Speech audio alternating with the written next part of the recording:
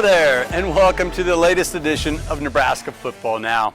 I'm your host, Andy Classen, joined by our Husker insider, Jake Bartecki. And oh, Jake, there would be days like this. We knew there would be growing pains, but this one hurts a little bit more, I feel, than most. And, you know, throw a little salt in the wound. You were actually on hand as a fan to witness this. Yeah, so my record as attending Nebraska games, not at Memorial Stadium, as a media member or as a fan between Husker football and basketball, fell to 0-8. So that's really cool.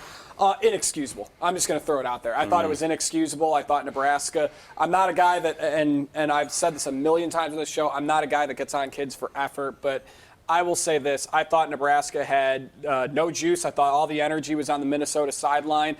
The tackling was bad. The offensive game plan was weak. The defensive run game plan was terrible.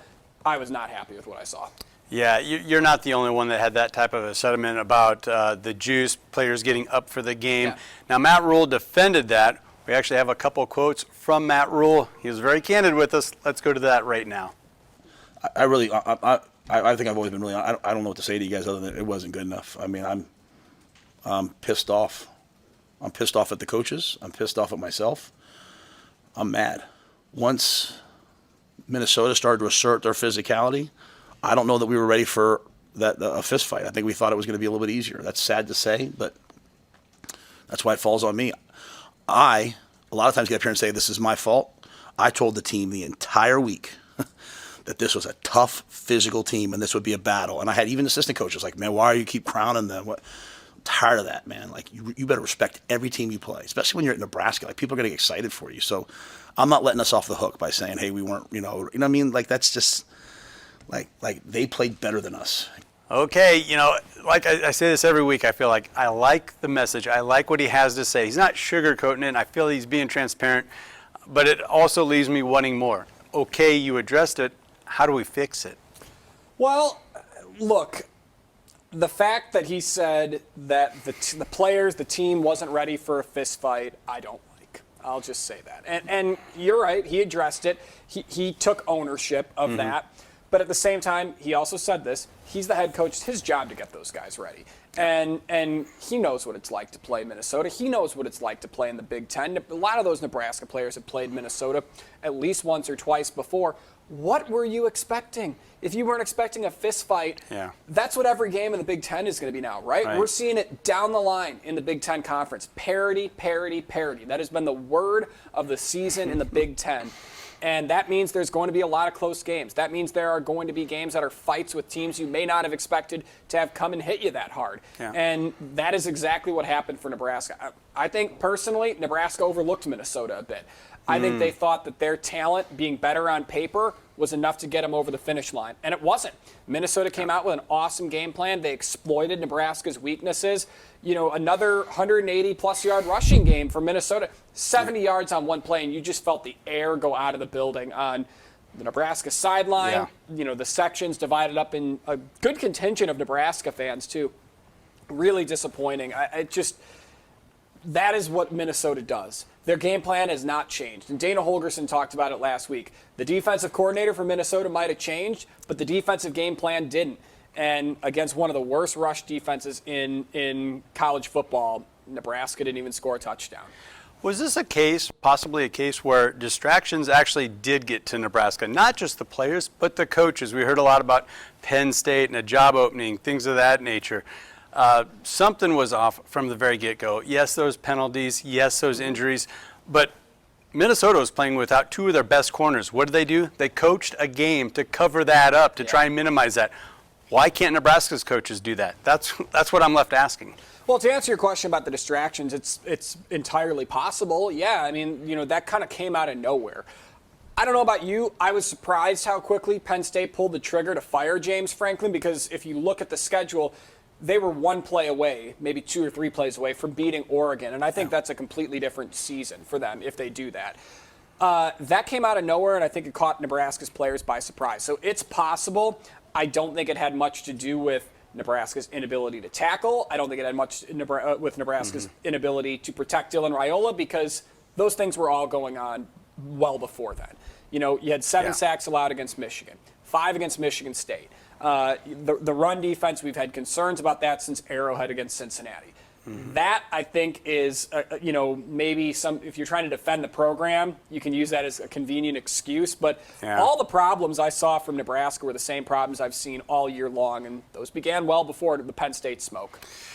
Well, the players got behind the podium, too. They took their lumps from the media members, yourself included.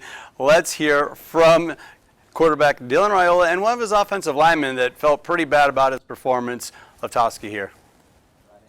Yeah, it sucks. I mean, it's like, it's weird to say, but it's like, like your little brother's back there and he just got knocked down. I mean, like, that's how we view him. Like, he's family to us. And so, that feeling's, it's terrible, but, I mean, it makes you be like, all right, I need to get better for him. Need to do a better job of getting us in the right play, right protection, and, getting the football out. So I put that on me, and I told the O-line that, there's no hatred, nothing towards them. It's my job to get the football out. So. Okay, they're kind of saying the same thing as the coaching staff. Unacceptable. What you were saying, unacceptable. And I'll echo what I said earlier. Yes, I like to hear this. I think they're conducting themselves right, saying the right things, but it leaves me wanting more. This is year 3 now under Matt Rhule's. I'm not lumping 10 years, 15 years into this. I'm just going over the progression that we're being told, that we're being sold. It's not happening.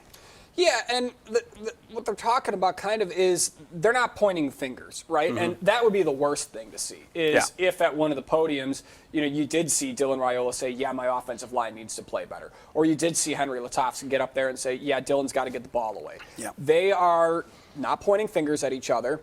They're each taking responsibility. And I agree with what Dana Holgerson has talked about, where I think the sacks come down to an offense as a whole. I mean, you don't allow a program record 9 sacks just on the heels of the offensive line or just on the heels of Dylan Raiola holding on to the ball for too long. There's pass blocking from the running backs. There's wide receivers not getting to their spot quick enough. There's tight ends that might not be getting to the spot quick enough. So when it comes to that, I'm glad to see that they're not pointing fingers at each other, but I'm completely with you. I mean, this is not the first time we've heard about offensive line problems. And I think some of this goes back to, and then you can really point this way with tackling. I know we're going to talk defense, but I think pass protection is something that players get coached when they're really young in football, right? Right when they make that change around 7 or 8 years old from flag football to tackle football. You're taught how to tackle. You're taught how to block. I think a lot of it goes beyond that. And look, there's been a lot of smoke around what does Nebraska do with Dominic Raiola, right?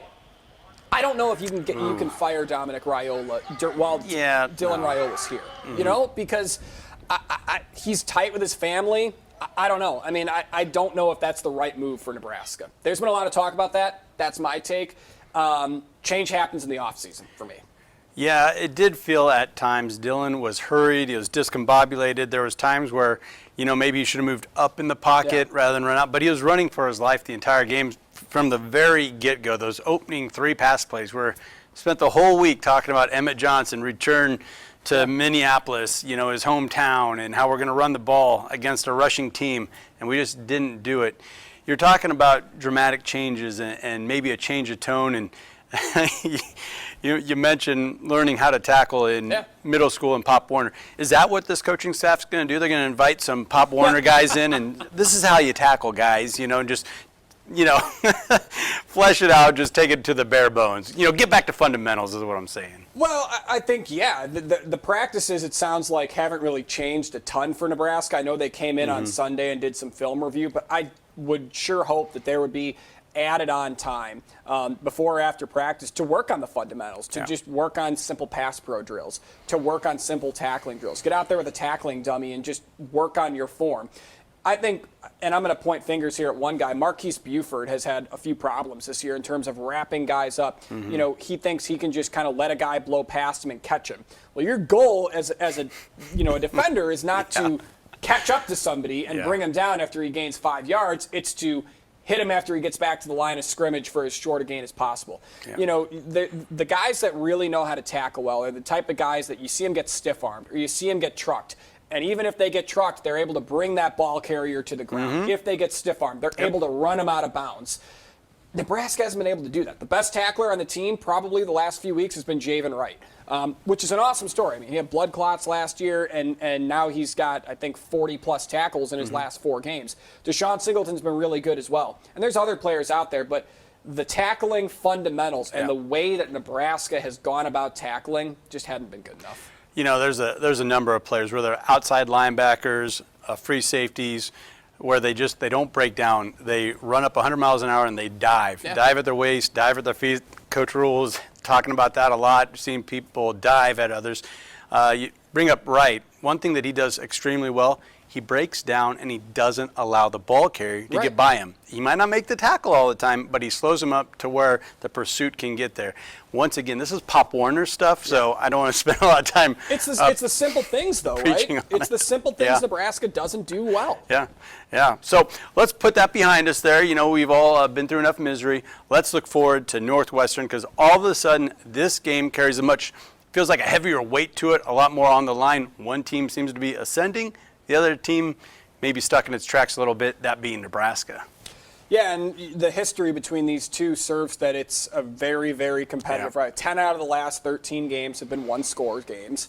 So I expect Northwestern's game plan to be very similar to that of Minnesota. Northwestern ran the ball 50 times against Purdue, and they shut them out. Yeah. It is not easy in this league that is now 18 teams with teams like UCLA and like USC, and I'm not comparing them to Purdue. But the point stands, it is very difficult to shut a team out. And you said it. I mean, this is a team that beat, a Penn State team. Yeah. Granted, it was at a time when they were kind of, you also use the term stuck in the mud. Still had Drew Aller, still have all those high-end recruits on that team. And now Northwestern's defense is showing up as well. I think both teams are 5-2, but it feels very, very different. Preston Stone's got good receivers, and Northwestern, we knew this from the point when Nebraska joined the Big Ten. They're not going to beat themselves. They do not commit a lot of penalties. Yeah, and there's plenty of metrics out there that show Northwestern runs the ball better than Minnesota. They run the ball better than Maryland. Okay, so we're in for a battle here. So what is it going to take to win? Well, let's get into our Jake Bartecki's keys to the game. Yeah, so I think the first thing for me is stuff the run early. That's what Northwestern is going to come out and do, is they are going to try to adopt a game plan similar to what Minnesota did. Mentioned they've had 50 run plays against Purdue. Yeah. If you can stuff the run a little early, I think you get David Braun thinking a little bit about what he's going to do, because Preston Stone, when he's under pressure, doesn't necessarily thrive on the road. Yeah. They beat Penn State. I'll give him credit. Let's see if he can do it in Lincoln. Next thing I'm going to say is to win on third down. Get off the field. And what does it take to get off the field on third down? It also means having successful plays on first down. We see that with Nebraska's offense. So Nebraska, if they can get off the field on third down, I like their chances. And the last one for me, I'm going to lump 2 and 1 here. You got to protect Dylan Raiola. You got to give him some time to throw. But he also has to recognize when he needs to get rid of the football. Okay, well then let's get right into those game predictions. I know you got one. I have one in mind as well. Look, I think Nebraska probably will find a way to win the game, but I make my predictions weekly based off what I've seen so far in the season, and I put a lot of stock into what I've seen in the last few weeks. And you said it. I mean, Northwestern is a team that's ascending. Nebraska's at a point right now in the season where, with all the Penn State smoke last week and the loss to Minnesota last week as well, they're going the other direction.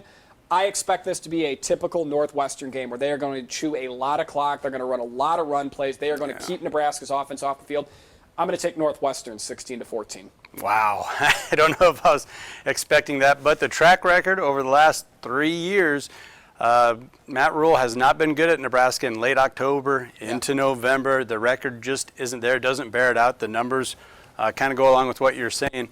But I look back at Nebraska's at its best when they have their back against the wall, when they've been challenged. And I don't think they've been challenged this way to this extent. I mean, every single presser, every time Matt Rhule's got behind a microphone, whether it's on Pat McAfee or whatever it might be, he has not cut corners or shaded away at, like you said, pointing fingers a little bit at the offensive line, at the defensive line. I mean, we can't be giving up 6 or 7 sacks and then not generating any sacks ourselves.